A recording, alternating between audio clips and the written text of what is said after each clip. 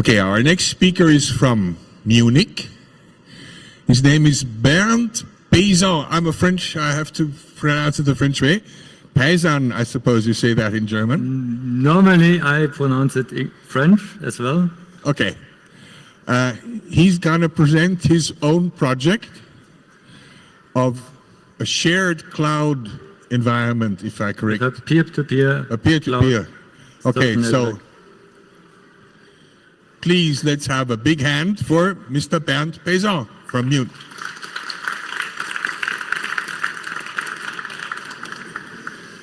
Okay, my talk is called Cloudcalypse. It looks like you have reached the end. That is a meme coming from Google Plus shutting down, and then they had some hiccups right after the announcement. When you load the Google Plus page, you got an empty page, and it said it looked like you have reached the end. So that's what will be true in April. You really have reached the end on Google Plus, and you've reached the end on other clouds as well. So what I'm talking about is now what to do with your data. And I want to say one thing about this Cloudcalypse that is very commonly used for this kind of problem in the clouds. That is very bad Greek, because apocalypse means uncovering. It does not mean any catastrophic, it's just uncovering. And so what we really mean when we want to say it in Greek is a synepho catastrophe.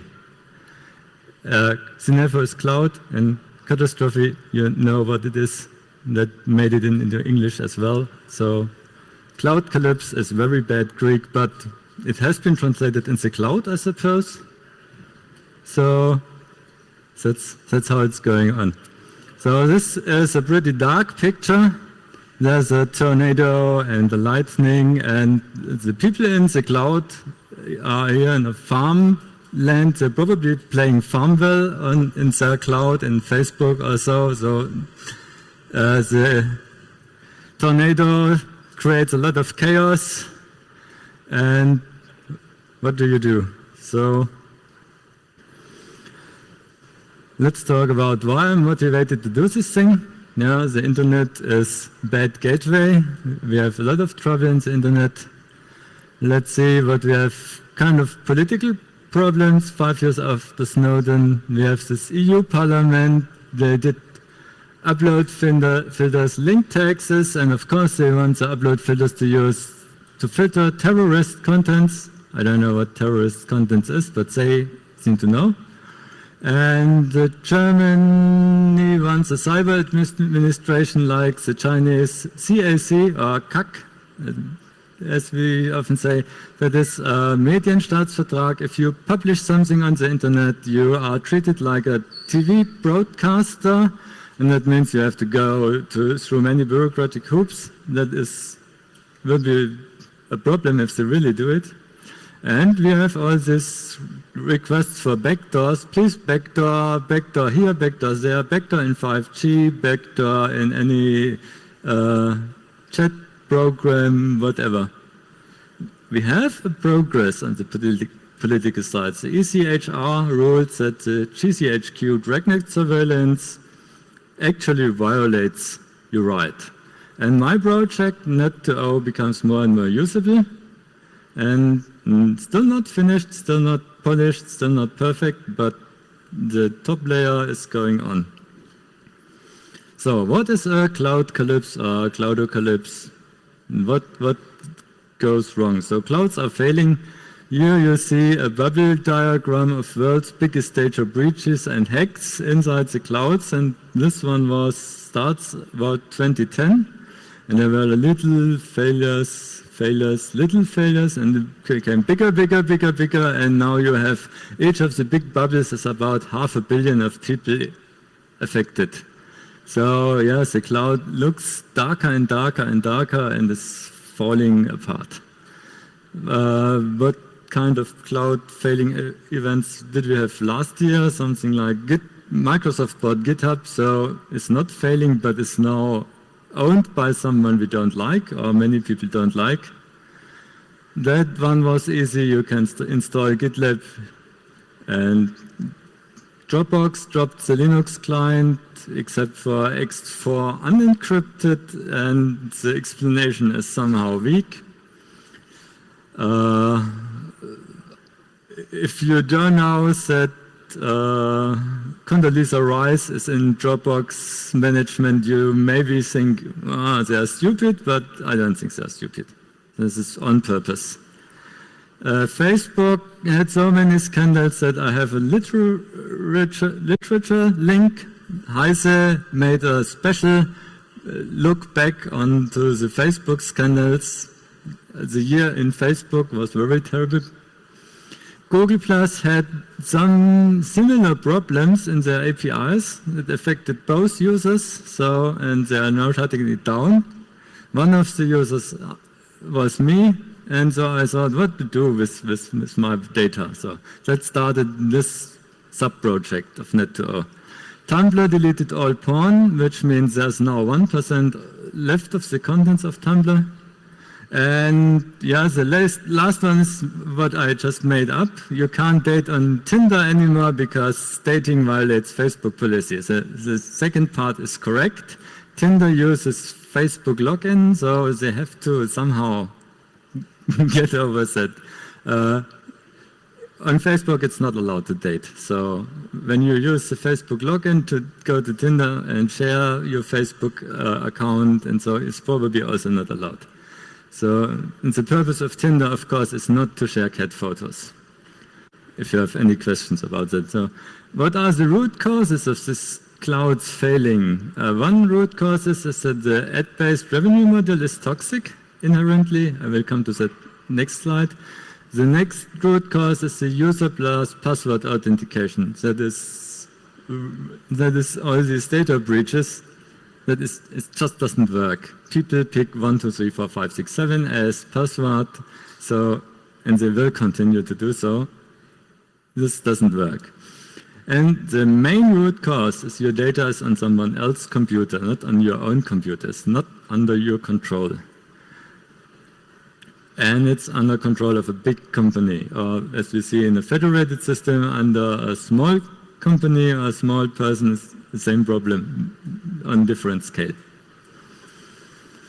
So why is the ad-based revenue model, why is that toxic? So they have, first of all, they have the incentive to keep you on the site, and they do that by XKCD3H6. Are you coming to bed? I can't, this is important. What? Somebody is wrong on the internet. So when you have a controversial discussion, you will be engaged, you will answer that, you will comment, you will write back and forth, and that will keep you on the site. So that's why you don't have the dislike, because otherwise, if you have a controversial discussion, you just hit the dislike button and forget about it, but now you have to comment if you dislike that thing. And the incentive is also to make you easy target of manipulation, because that's what they sell is their ads, and that's the worst fake news they have. The ads don't tell you the truth. The ads want to manipulate it to buy something. And they want to get a lot of information about you because they think then they can sell the ads at a higher price, because targeted ads are more expensive than untargeted ads, and so they want to know everything about you to meet their creepy business model. Make you post about your private things, not the Tumblr and Tinder way, but not the private parts, the private things. The things they don't know about you easily. And yeah, the participants on this kind of social networks also think, yeah, it's a good idea if the people are already weak and easy to influence, I become influencer and make a lot of money. So all this drags the entire social network scene into this ad-based business. When you go on YouTube, you have a lot of influencers. Maybe you don't, because you go to YouTube to see Chaos Computer videos, but please don't go to YouTube. Go to the CCC Media Center. And you should be aware that this is nothing new, the problem. This is in TV, in journal. This is very old, the problem. So every newspaper wants to do the same thing with you. So obviously the centralized has problems. It has its good parts, because centralized means there's good funding, there is robust hardware, there's a lot of protection against attacks. And yeah, the downside is you don't have, you give away your privacy. It's a honeypot for everybody who wants to get 1 billion password combinations. It's captive because it wants to suck you in. And when it's not generating enough revenues, the CEO just will shut it down, and all the time you invested in it, all the contents is going away. And yeah, there is a censorship problem. All these big powers want to censor something. So here in the West we have copyright-based censors because our power is the people who own things. In the Far East there is political censorship because their political still is more powerful. And then you have all this weird nibble censorship with some religious issues, and you have this toxic business model that is bad on the centralized. You can go federated. Let's say you leave Google Plus for diaspora. Many people do so, and it has the big advantage is not actually captive because the small business operating this diaspora server is cheap and they don't really need a lot of money to do so. I think the Pluspora people told us you need about 2 cents per month and user to operate such a thing. So it's really cheap. The censorship becomes more regionally. So in parts of the world, for example in Japan, Lolicon is okay. Lolicon is a dropout of a previous censorship on porn, and the Japanese government said, okay, we messed this up, so we don't censor again because that will move the people to more weird fetishes, and just allow it. This is all fiction. It's just images painted by some artists. Nobody is harmed by these lolicons. But in the rest of the world, this is child porn, especially in German. So the Mastodon nodes, Mastodon got a big surge in from this lolicon community because they use Mastodon to post their stuff. And these are isolated to Japan. So you can't get their feeds on European or American Mastodon servers. So you have blacklisted nodes, you have regional censorship instead of global censorship. You can't do lolicon on Facebook or Twitter or so. That is why they came to Mastodon in the first place. The downside, poor funding, underpowered hardware, and attack protection is also bad because these are operated by small business or by private persons. And the problem of lack of privacy is the same as above because it's all public postings, and the end of life is now it's the whim of the node admin of a particular node. So if you sign up on a node that goes down next week, you lose all your data just because there may not be even an announcement to when they shut down. It's just shutting down. So third possibility is peer-to-peer. So you have full control over your own node, and you have pretty good privacy because you can limit who can access you. And funding is mostly development funding because the operating of a peer-to-peer network is very cheap. It's you operate it with your own computer, and you need your own computer anyhow, or your own mobile, whatever. The plus-minus side is that peer-to-peer networks cannot really censor.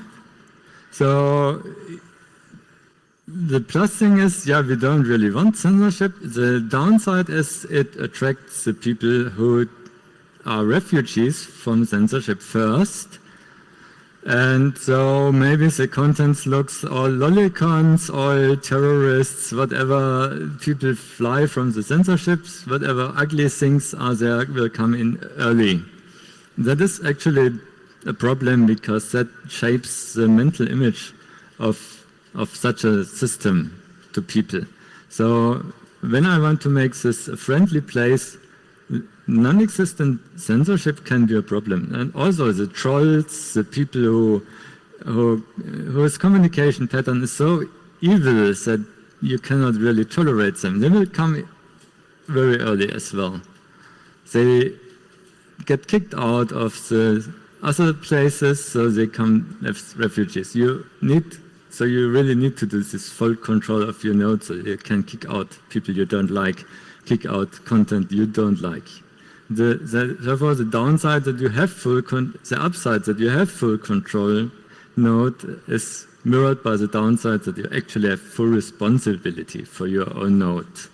What you do on your thing, there's nobody helping you. It's you. So, what is about this taking out? Fortunately, we have the Article 20 GDPR. You can now legally take out your own data, and the big cloud providers are obliged to help you. Sometimes they provide something lackluster, and still the situation we still have is not very good, but they have a duty. So if they are too bad on that, you can talk to some official and have that regulated. Put a bit more pressure on that. Taking out your data is important. They want to suck in your data, they have this big tornado to take your data, but to get out you need help, maybe from the government, finally. So what I'm doing is Net 2.0, and if you want to start, have a look over this lower 6 layers or 5 layers, you best go to the 31.3c talk on my homepage. I'm talking a lot about the technical details here. I'm talking about the app level details, about how to take in your data, not about so much about the packet formats, the encrypting, the flow control, the command language, and the distributed data. A bit about that because that is needed for implementing Net 2.0 social networks. So today will be mostly 6 and 7 and not the other sticks. So let's start with the takeout. You go to Google Plus was the first thing I wanted to take out. So on Google you go to takeout.google.com, settings takeout, and they always localize everything for you, including the file names and the zip, which is awful. But so you select nothing, only the stream data of Google Plus, and then you have to go through. This all is HTML by default. HTML, you have to change that to JSON, because that HTML is not parsable, what they produce, very ugly HTML. Please use JSON. The JSON is not perfect, far from perfect, but it's much better than the HTML. So let's look at how does this JSON look like. This is a real posting, and you see here down here they have this weird Unicode escapes for what's this. So I decoded that for you. That is just HTML angular brackets. So what you have is you have some anchor, the URL where you find it on Google Plus until April, and later you won't find it anymore. You have a creation time, you have an update time. Unfortunately, you have no editing history. You have an author, which is always 4 tuples, so you have display name, profile page URL, avatar image URL, and the resource name of this posting. are just somehow redundant because the URL has the resource as well, differently encoded of course, but it's the same thing. And the author, yeah, that is the resource name of the author. That is sometimes plain text, you can ask for your own names there, or you get that number or encode it in something like base 64 or whatever that is. And then you have the content that is very limited HTML because Google Plus does not have so many formatting options. And you have bold, you have some links in there. Let's scroll a bit down. And you have things like link. When you have a link, when you post something, I want to show you this link on the internet, you get the link. And then you have all these plus oneers, the people who liked your postings. They're like the author, all the details are in there, so you have a lot of redundancy inside of this database. The JSON thing, you have to make sure that it's just the same person always. Yep. And here in this part, in this example, we don't have any comments. But normally you have also comments.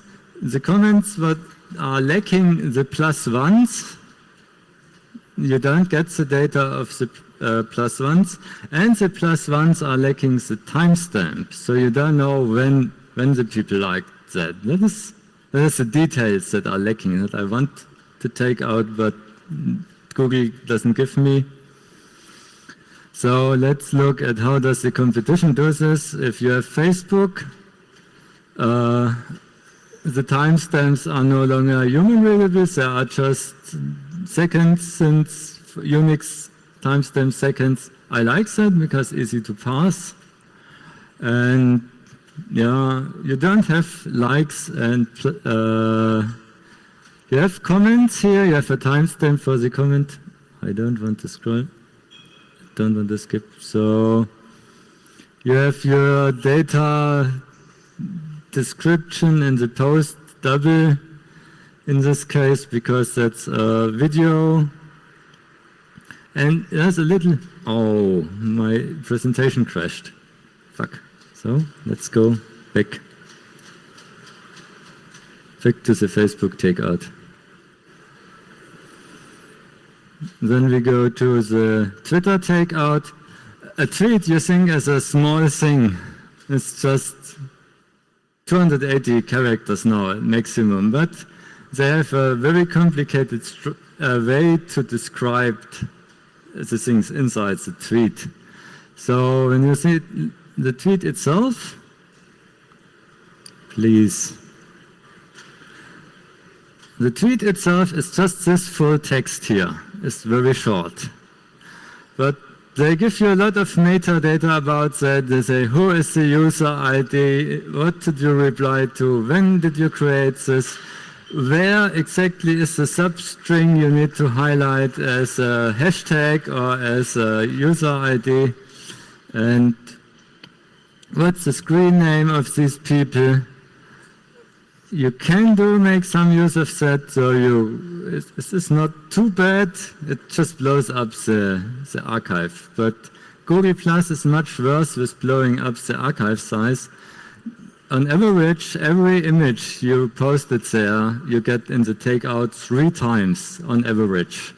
They don't deduplicate these images, they just push them to you 3, maybe 4 times on average. So, and images are big, and people on Google Plus often used to post images because that was the great function Google had done right.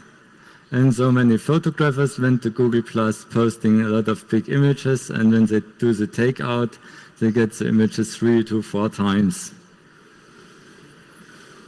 If you do blogging on Google, Blogger is still alive, but it looks like 10 years ago, so they are not doing anything on their Blogger, and maybe they are shutting down it when they want to. I don't know why they bought it in the first time when they don't do anything new with it, but yeah, that's it, Google. So you might want to take your Blogger posting out.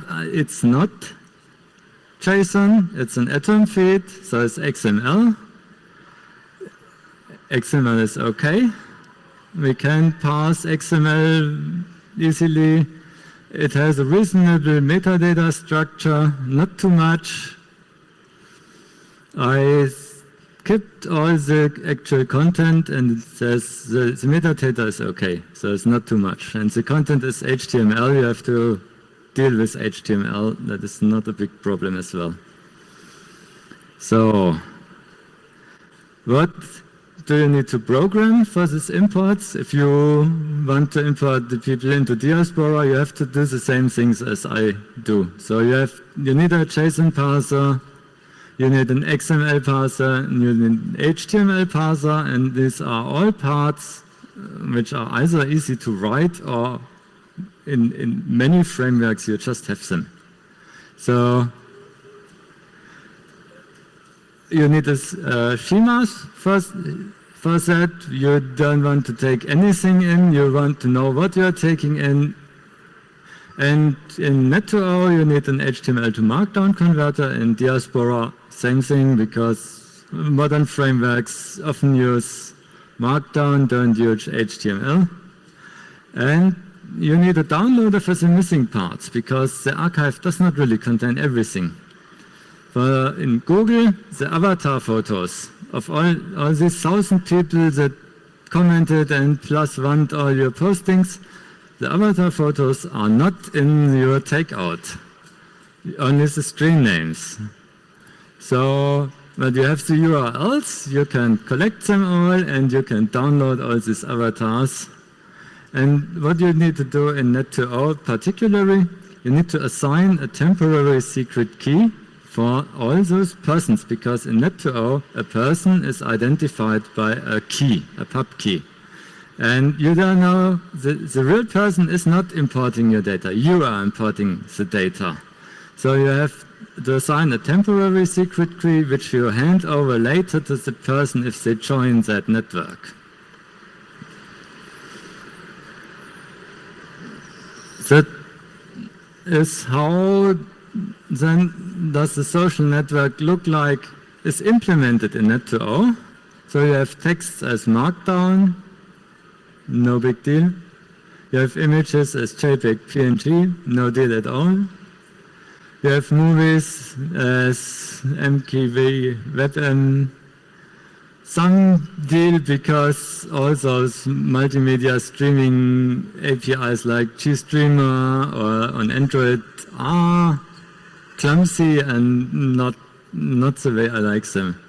I want to have OpenGL as backend, so I want the thing to render into a GL texture. That is one of the easier things they can do, so it's not a big problem. If you want to embed it in your browser, you need to hope that the browser supports all this stuff. Usually it does. So that's what you want as data formats. In Net2O, the structure for something which, like a timeline, is a chat log in general. So you have a chat app, you can add entries to your chat log. Chat logs can be synchronized between instances. If you have duplicates, they get deduplicated, they don't get copied. If you add new things, the chat log has a mechanism to spread that out through peer-to-peer network. So that is all there, that is working well.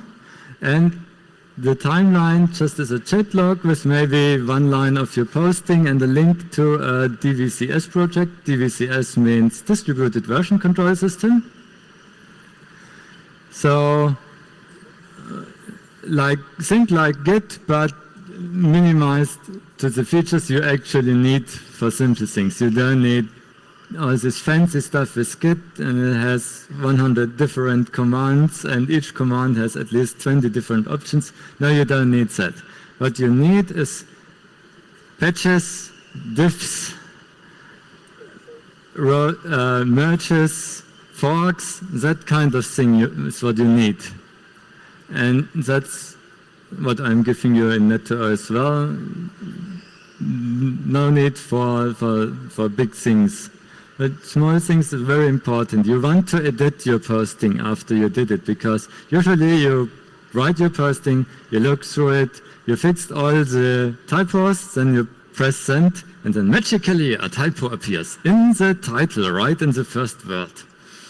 And you want to fix that because it looks really like you are stupid. And therefore you need a version control system. And yeah, so a DVCS project, how is it structured? It's a chat log again, because all this thing is recurring. Now it's the check-in log as the chat log.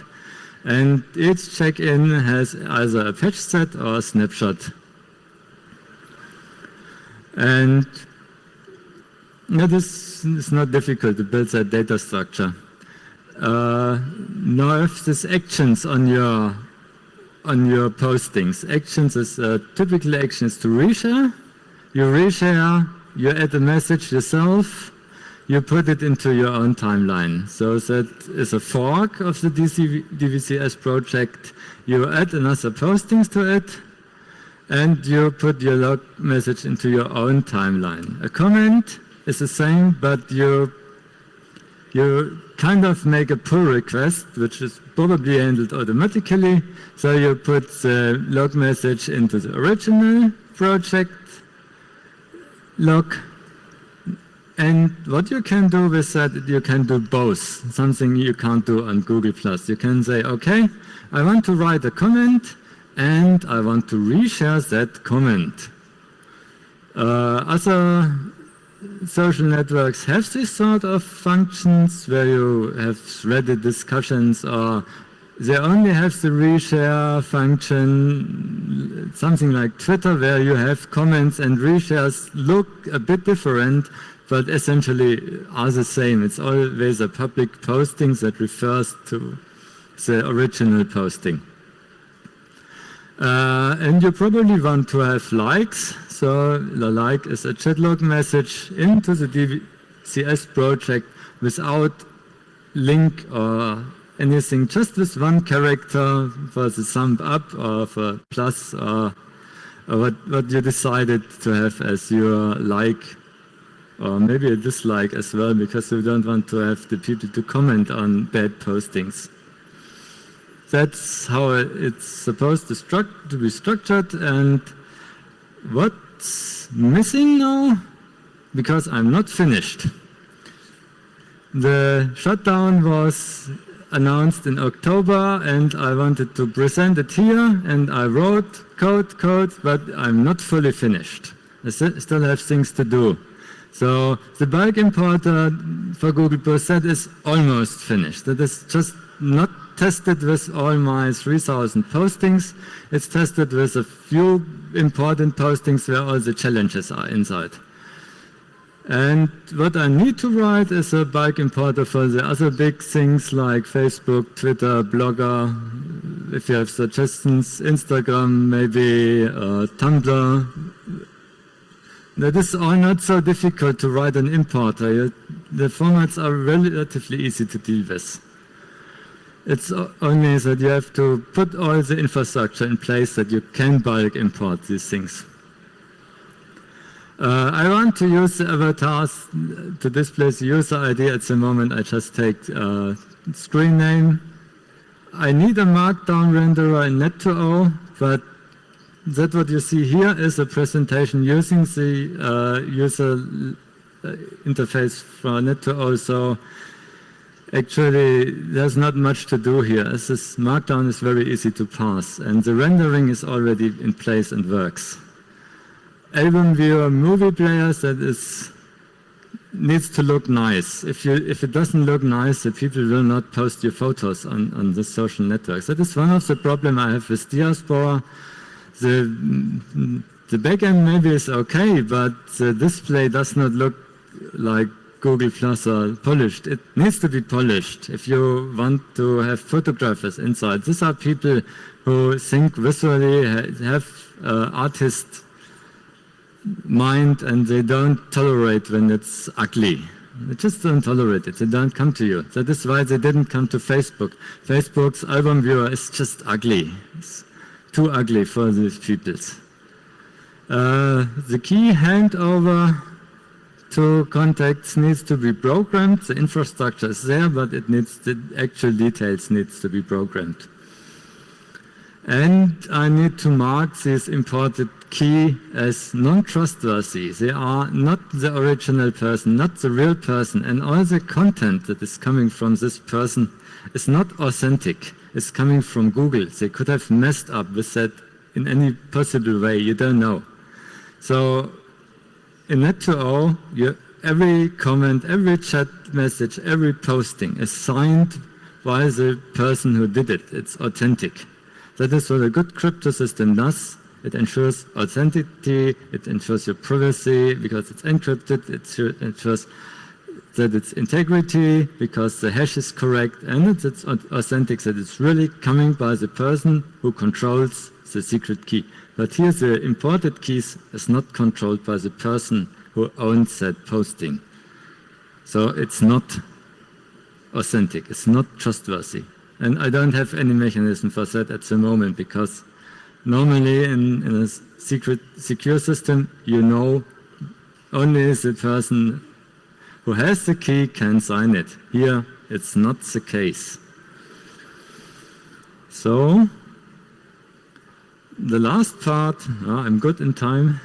The last part is the non-technical problems. The one non-technical problem if you move from one community to another is what to do with your contacts. If you lose them all, you are in this two-user Google Plus style ghost town. No, Google Plus wasn't really a ghost town, but it didn't have so many people inside. You had to look for them. But when you don't get your contacts over, you are in a ghost town. You're just only you.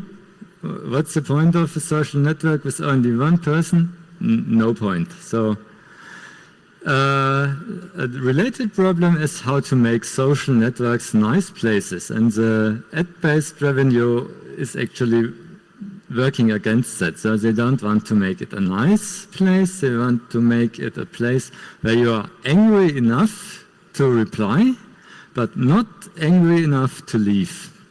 That is a very thin limit. They have to dance on that volcano. And the third non-technical problem is how do I fund Net2O?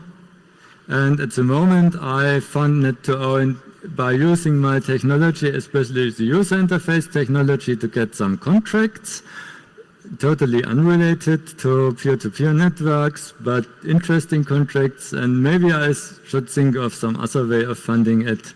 I don't know. When a lot of people use it, each person needs to give only very little money to fund it, or maybe only a few persons need to give some money and most of the people can use it for free. That is the ideal world. I don't want to sell a big thing because that would give me that toxic kind of business model. So, I'm done. You have literature and links. The most important, at least. The other one, like the XKCD, was embedded in the presentation. When you want to know more about Net2O, you go on my homepage, watch previous videos, read some documentation. If you want to know what these biggest data breaches are really, here is the link. And if you can read German and you want to see how many breaches of those were Facebook only, they had their own timeline. And that's the QR code of my Net2O key in the inverted format, because I had to shift to night mode here with my presentation, all slides dark. Normally that is inverted and the cameras do a better job when everything is bright and not dark. So we have time for questions and answers. Well, thank you, Bernd. Wow, thank you.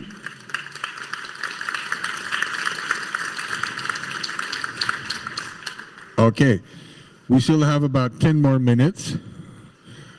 Sorry, I have to do this because I don't see against the light. Are there any questions? The mics are open.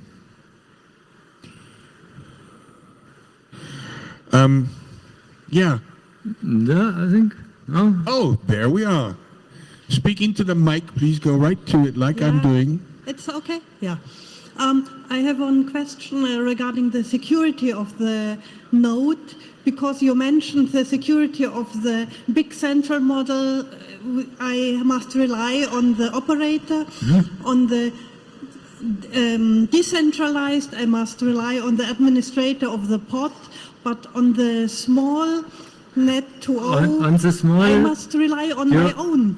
Yeah, that's what I said. It means responsibility, but the attack vector on your side is always there. So if you go to Facebook, to Google+, your own computer can always be hacked. That attack vector does not go magically away because you go to the cloud.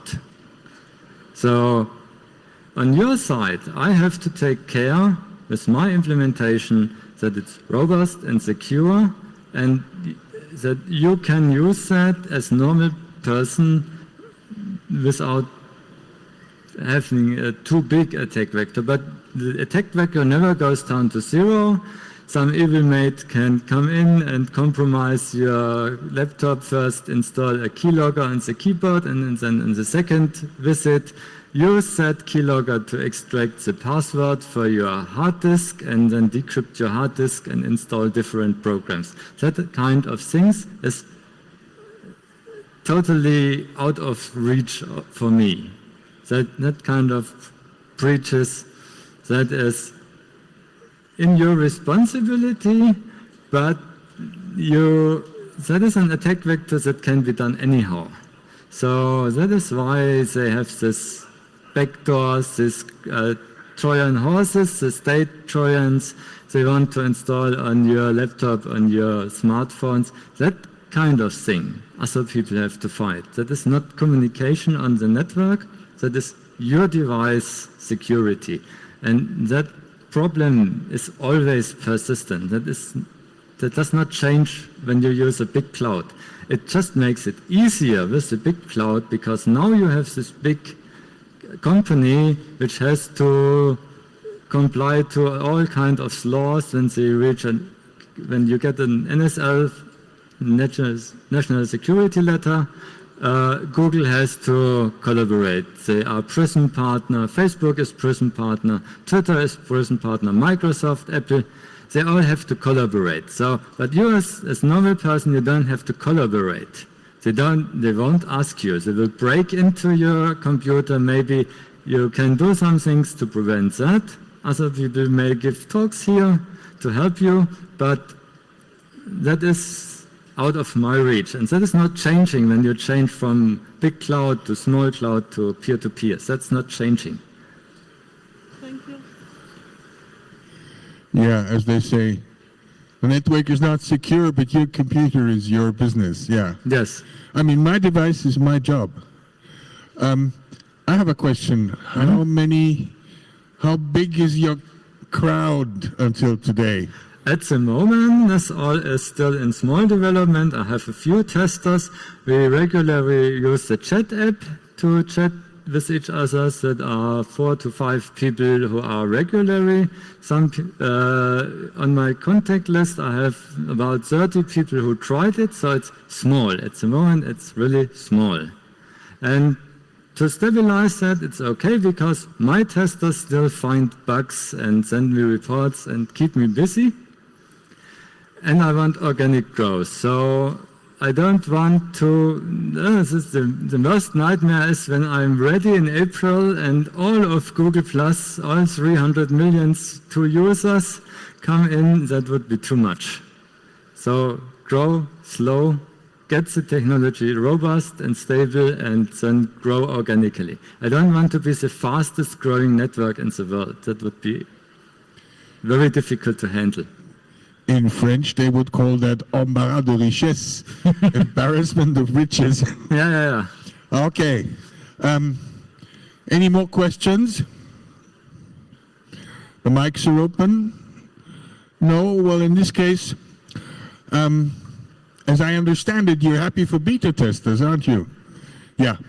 So if you feel free, there's a stream. You can always, if you don't have your camera with you, you haven't taken it down, always look at the stream on CCC, Media CCC.